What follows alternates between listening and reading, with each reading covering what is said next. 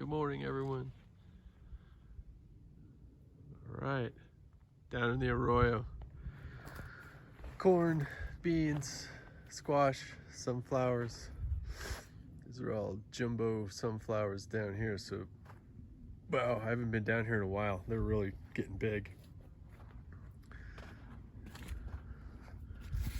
Nice big bud. Hello. So pretty. So I don't even know how many of those there are. Quite a few. And the vining beans are rattlesnake beans, and then there's also bush beans down here that are dragon tongues. And we just put in a little trellis for them, which is just some kind of cheapo welded wire fencing with just T-posts. And then we held the fencing up a couple feet. You can see there to that way in case we have wire starts right here. That way in case we do have a gully washer down the Arroyo, it'll just wash right under. Hopefully not. We've gotten a few beans, some dragon tongues. Let's see, there's a little baby right there. But Jay found 3 or 4 full grown ones the other day. We enjoyed them, they were delicious. And there's the corn back there. Let's go look at the corn. So this has been no water except the rain that's fallen on it, and then a couple of gully washers through here.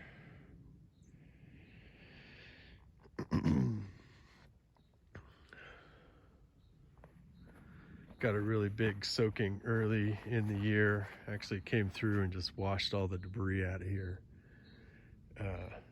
leaving us with a clean slate to plant some vegetables in. Hi, corn. Oh, you look so good. This is Oaxacan dent, which is from Oaxaca, which is down near Chiapas, I think. And squash. And none of this has been watered, you know. Yeah, something I'm figuring out is down in an arroyo, if you plant next to the banks, and this squash is Hubbard's, but if you plant next to the banks, especially on the north side, which is this other side over here, it stays in shadow and it holds its moisture longer.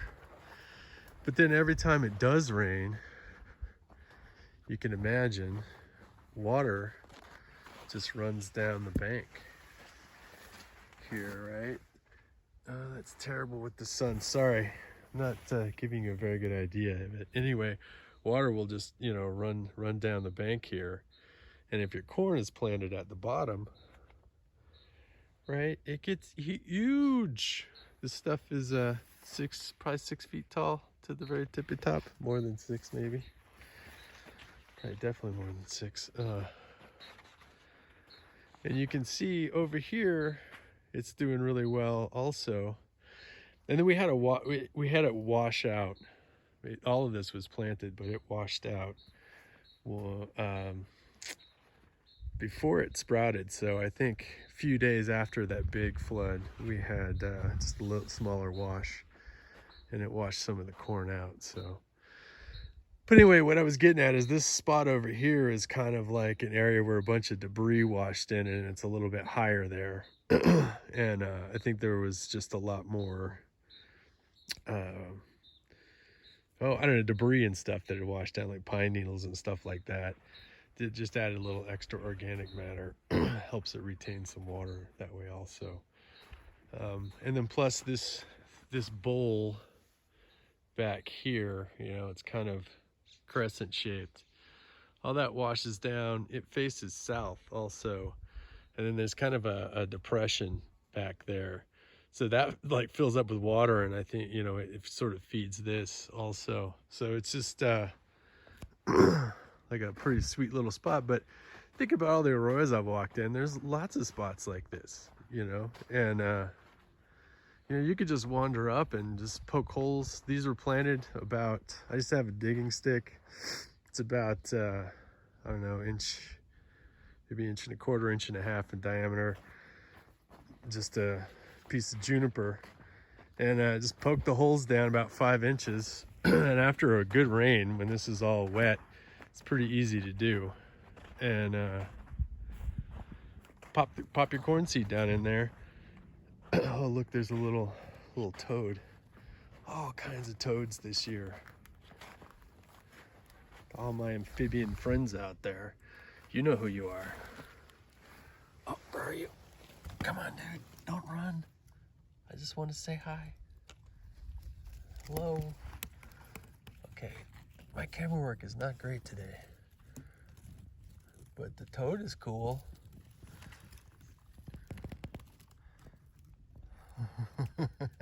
Okay. Anyway, hi, little toad. What was I talking about? Oh, you could just come through with your little planting stick and just job a hole in the ground, good 5 inches down, and put your corn seed in there. And I think if there was like a little bit of duff, like a little bit of pine needles and stuff like that, if you had to put in that hole on top just a little bit, that'd be good too. I mean, we did hundreds of holes, and you know, not all of them came up. So but as you can see, you know, on this side over here, we did pretty good. This is the south facing side, so warmer, right? But the moisture evaporates faster. And over here on the north side, you can see, I think they're getting a lot more, or they got a lot more water, or it didn't evaporate so quickly.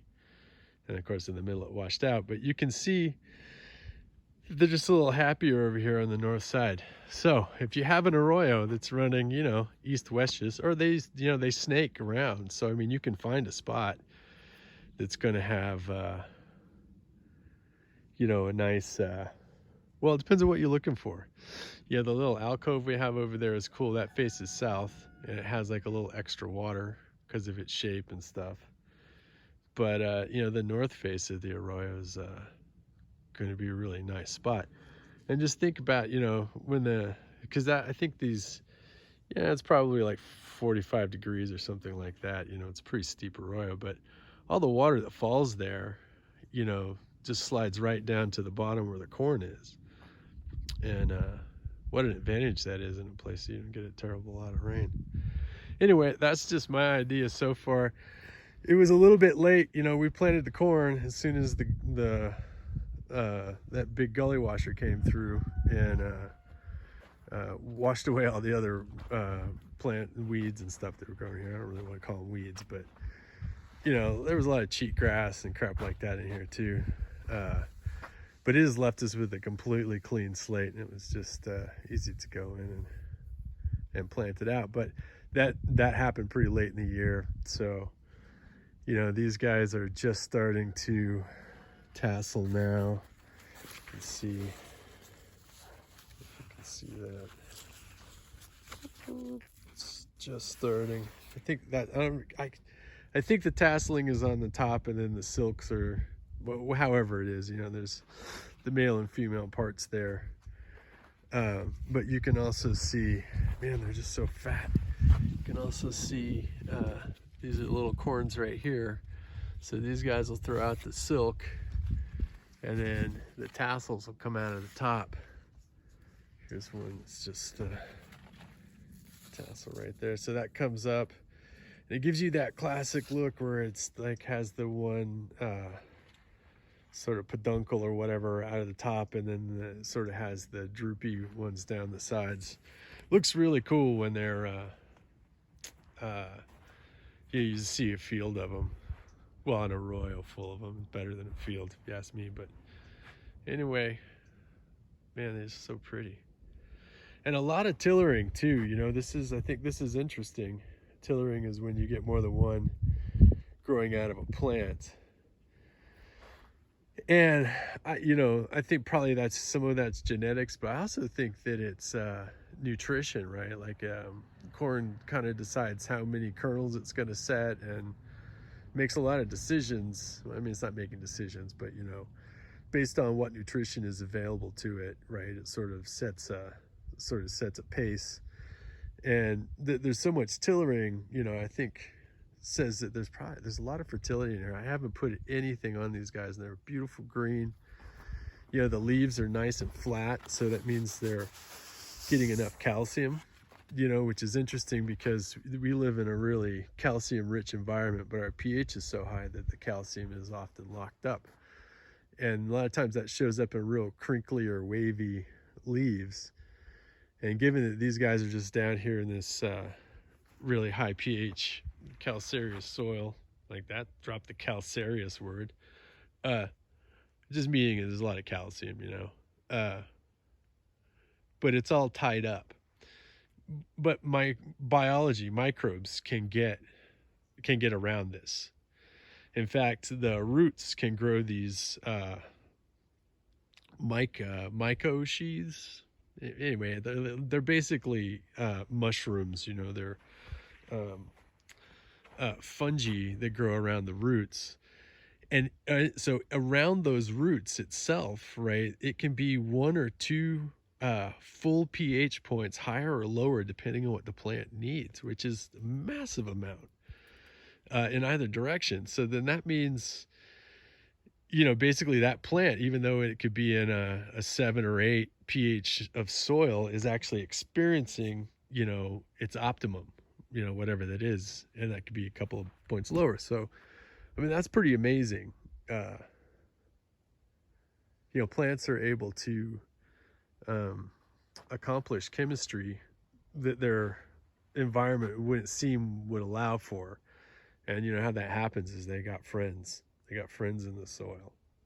And you know, and so do we. We have the same friends. We just, you know, got to remember they're there. Oh, I got preachy for a second. Okay.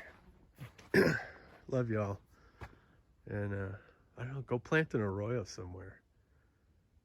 I think that's a good idea. That's a really good idea. You know, go to your golf course out there at Tanawan or something like that. Poke some holes in the ground, put some corn in there. I mean, worst thing happens, you know, is like you just grow plants and maybe not so much corn. That's still good. Still a good thing to do, but you also might get some corn. Yeah, then you have to grind it and stuff. But that's fun. You can figure that out too. Grow popcorn. Popcorn's, you know, well, you just pop it if you want to eat it. So that's, you know, that's good. Go with popcorn. We grew popcorn up at the hoop house up there right next to it. We have corn, popcorn,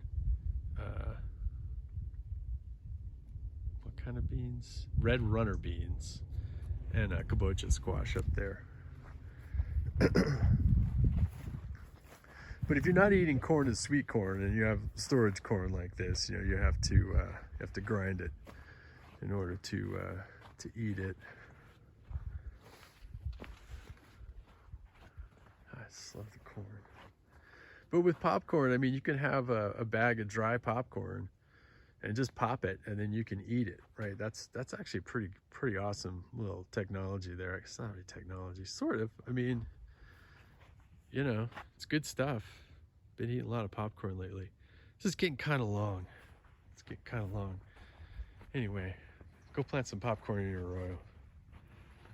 Or whatever, some Oaxacan dent. It's working beautifully here.